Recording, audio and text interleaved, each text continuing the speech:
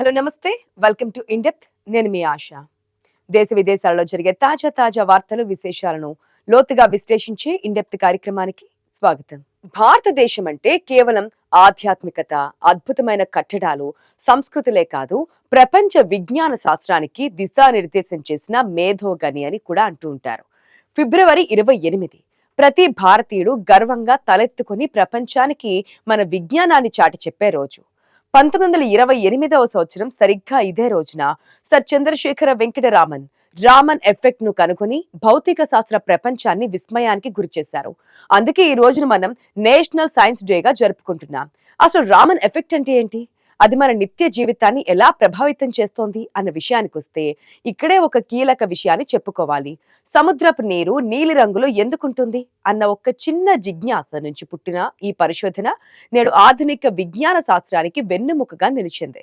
కాంతి ఒక పారదర్శక పదార్థం గుండా ప్రయాణించినప్పుడు దాని తరంగ దైర్ఘ్యంలో అంటే దాని స్వభావంలో వచ్చే మార్పును రామన్ శాస్త్రీయంగా నిరూపించారు. ఆ రోజుల్లో మన దేశం పరాయి పాలనలో ఉంది. పరిశోధనలకు సరైన ప్రయోగశాలలు లేవు. నిధుల కొరత వేధిస్తోంది. కానీ రామన్ దగ్గర చెక్కు చెదరని సంకల్పం, అసాధారణమైన మేధస్సు ఉన్నాయి. ఆ పరిమిత వనరులతోనే ఆయన ఆసియా ఖండంలోనే సైన్స్ విభాగంలో మొట్టమొదటి నోబెల్ బహుమతిని సాధించి చరిత్ర సృష్టించారు. రామన్ ఆవిష్కరణ కేవలం ఒక సిద్ధాంతానికే పరిమితం కాలేదు. నేడు మనం వాడుతున్న అత్యాధునిక స్కానర్లు, వైద్య రంగంలో ప్రాణాలు కాపాడే లేజర్ సర్జరీలు, విమానాశ్రయాల్లో పేలుడు పదార్థాలను గుర్తించే పరికరాలు, వీటన్నింటి వెనుక రామన్ ఎఫెక్ట్ సూత్రమే దాగి ఉంది. సైన్స్ అనేది కేవలం క్లిష్టమైన సమీకరణాల్లోనే లేదు. అది మన చుట్టూ ఉన్న ప్రకృతిలో, మన దైనందిన జీవితంలో ఉందని ఆయన నిరూపించారు. నేడు భారతదేశం అంతరిక్ష రంగంలో చంద్రయాన్-3 విజయం నుంచి గగన్యాన్ వైపు అడుగులు వేస్తోంది అంటే ఆనాడు రామన్ చేసిన వైజ్ఞానిక ఆలోచనలే దానికి పునాది అని చెబుతుంటారు విశ్లేషకులు. అయితే ఇక్కడ మనం ఒక విషయాన్ని లోతుగా ఆలోచించాల్సిన అవసరం ఉంది. రామన్ వంటి మహానుభావుడు మన దేశంలో పుట్టడం మన అదృష్టం.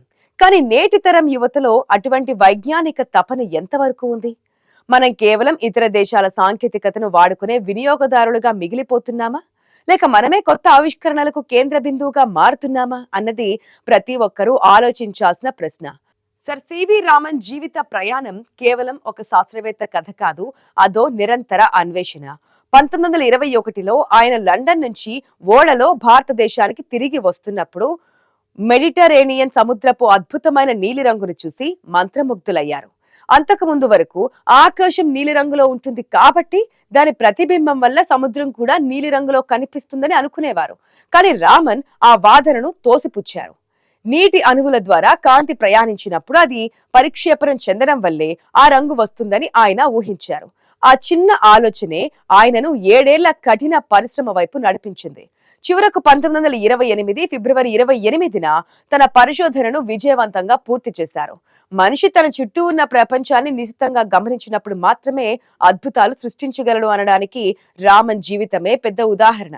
నేడు భారత అంతరిక్ష పరిశోధన సంస్థ ఇస్రో ప్రపంచ దేశాల సరసన అగ్రగామిగా నిలిచింది అంటే అది ఒక రోజులో జరిగిందేమీ కాదు. రామన్ వంటి మేధావులు వేసిన బీజం నేడు మహావృక్షమై మనకు గర్వకారణంగా నిలుస్తోంది. కానీ ఈ వైజ్ఞానిక ప్రస్థానంలో మనం ఎదుర్కొంటున్న సవాళ్లు కూడా తక్కువేమీ కావు. మన దేశంలో నేటికి మేధో వలసలు జరుగుతున్నాయి. అత్యుత్తమ మేధస్సు కలిగిన భారతీయ విద్యార్థులు విదేశాలకు వెళ్లి అక్కడ కొత్త ఆవిష్కరణలు చేస్తున్నారు. భారత్ లో పరిశోధనలకు కావాల్సినంత బడ్జెట్ కేటాయించడం లేదనే విమర్శలు బలంగా వినిపిస్తున్నాయి. సైన్స్ డే సందర్భంగా ఈ లోపాలను సరిదిద్దుకోవడంపై ఆలోచనలు చేయాలి. కేవలం పాత విజయాలను నెమరు వేసుకోవడమే కాదు, భవిష్యత్తు సవాళ్లను ఎలా ఎదుర్కోవాలో ప్రణాళికలు సిద్ధం చేయాలి. ప్రస్తుతం ప్రపంచమంతా క్వాంటం కంప్యూటింగ్, సెమీ కండక్టర్లు, గ్రీన్ ఎనర్జీ, ఆర్టిఫిషియల్ ఇంటెలిజెన్స్ రంగాల వైపు పరుగులు తీస్తోంది. ఈ రేసులో భారత్ వెనుకబడితే అది దేశ ప్రగతికే నష్టం. సైన్స్ అనేది కేవలం ల్యాబ్లకే పరిమితం కాకూడదు. అది సామాన్యుడి జీవితాన్ని మెరుగుపరచాలి. పేదరికాన్ని నిర్మూలించాలన్నా, రైతుకు మేలు జరగాలన్నా విజ్ఞాన శాస్త్రమే మార్గం. రామన్ కలలుగన్న భారతం కూడా ఇదే. మనం వైజ్ఞానికంగా బలంగా ఉన్నప్పుడే ప్రపంచం మన మాటకు విలువ ఇస్తోంది. విజ్ఞాన శాస్త్రం అనేది కేవలం తెలివితేటలకు సంబంధించింది కాదు, అది సమాజంలోని చీకట్లను తొలగించే ఒక వెలుగు. భారతదేశం ఒకప్పుడు విశ్వగురువుగా వెలుగొందిందంటే దానికి కారణం మన దగ్గర ఉన్న విజ్ఞాన సంపదే. సున్నాను కనిపెట్టిన ఆర్యభట్ట నుంచి శస్త్రచికిత్సను పరిచయం చేసిన సుసూత్రుడి వరకు మన వారసత్వం చాలా గొప్పది. ఆ వారసత్వానికి ఆధునిక రూపాన్ని ఇచ్చిన వారు సర్ సివి రామన్. ఆయన ఆవిష్కరణ కేవలం భౌతిక శాస్త్రానికే పరిమితం కాలేదు. అది భారతీయ శాస్త్రవేత్తలలో ఆత్మవిశ్వాసాన్ని నింపింది. మనం కూడా ప్రపంచ స్థాయి గుర్తింపు సాధించగలమని ఆయన నిరూపించారు. నేడు మనం చూస్తున్న డిజిటల్ ఇండియా వెనుక కూడా వైజ్ఞానిక పునాదులున్నాయి.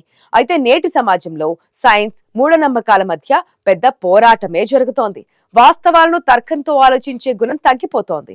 సైన్స్ డే ఉద్దేశం కేవలం సెలబ్రేషన్స్ చేసుకోవడం కాదు, ప్రతి పౌరుడిలో శాస్త్రీయ దృక్పథాన్ని పెంపొందించడం.